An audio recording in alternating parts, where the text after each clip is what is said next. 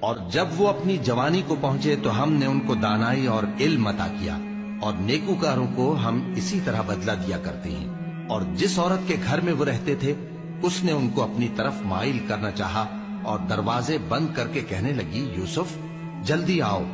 انہوں نے کہا کہ اللہ پناہ میں رکھے، وہ یعنی تمہارے میاں تو میرے آقا ہیں، انہوں نے مجھے اچھی طرح سے رکھا ہے، میں ایسا ظلم نہیں کر سکتا، بے شک ظالم لوگ فلاح نہیں پائیں گے۔ اور اس عورت نے ان کا قصد کیا اور انہوں نے اس کا قصد کیا۔ اگر وہ اپنے پروردگار کی نشانی نہ دیکھتے تو جو ہوتا سو ہوتا۔ یوں اس لیے کیا گیا کہ ہم ان سے برائی اور بے حیائی کو روک دیں، بے شک وہ ہمارے چنے ہوئے بندوں میں سے تھے۔ اور دونوں دروازے کی طرف بھاگے، آگے یوسف پیچھے زلیخا، اور عورت نے ان کا کرتا پیچھے سے پکڑ کر جو کھینچا تو پھاڑ ڈالا، اور دونوں کو دروازے کے پاس عورت کا خاوند مل گیا۔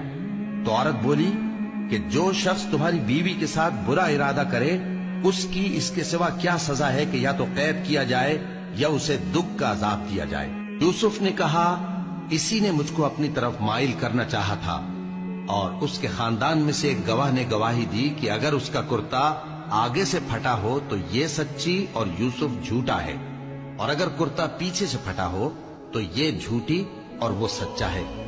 سو جب اس کا کرتا دیکھا تو پیچھے سے پھٹا تھا، تب اس نے زلیخا سے کہا کہ یہ تمہارا ہی فریب ہے، اور کچھ شک نہیں کہ تم عورتوں کے فریب بڑے بھاری ہوتے ہیں۔ یوسف اس بات کا خیال نہ کر، اور زلیخا تو اپنے گناہ کی بخشش مانگ، بے شک خطا تیری ہی ہے۔